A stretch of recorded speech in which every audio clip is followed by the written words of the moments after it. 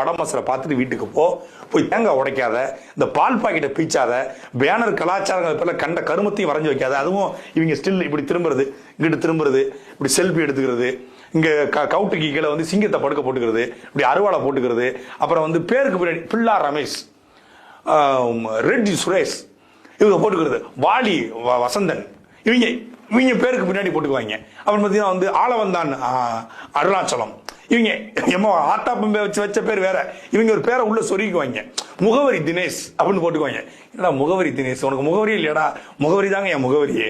உன்ன மாதிரி அங்கங்க அடமொழி வச்சு வாழ்ற வழி இல்ல. நாங்க ஆண்டாண்டு காலமா பரம்பரை அடமொழியோட வாழ்ற குடும்பம்டா. இந்த ரவுடிகள் தான் அப்படி பேரிச்சுவாங்க. அட்டாக் பண்ணி உலகத்துல வெளியிருந்து பாக்குறவன் என்னடா பைத்தியக்கார கூட்டமா இருக்கும் போல இருக்கு. பால் பாக்கெட் எடுத்துக்கிட்டு கார்ல ஒரு கண்ணாடிக்கு அடிக்கிறான். யாரா அவனு பார்த்தா அஜித் ரசிகர்.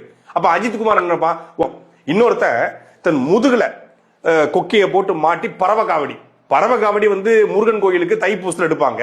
ஏதோ வேண்டுதல் அடிப்படையில கல்யாணம் முடிக்கணும், காடு வாங்கணும், வீடு கட்டணும் ஒரு வேண்டுதலுக்காக ஒருத்தன் செய்யறான். அதுவே வந்து பறவை காவடி எடுப்பது என்பது தவறானது. அந்த உடம்பை வருத்தி கொண்டு எடுப்பது தவறானது. அது கடவுளுக்கு எடுத்தாலே. ஆனா இங்க ஒரு நடிகருடைய கட் அவுட்டுக்கு 40 அடி கட் அவுட்டுக்கு பறவை காவடியில போய் அந்த பறவை காவடியில மேல போய் பால் ஊத்துற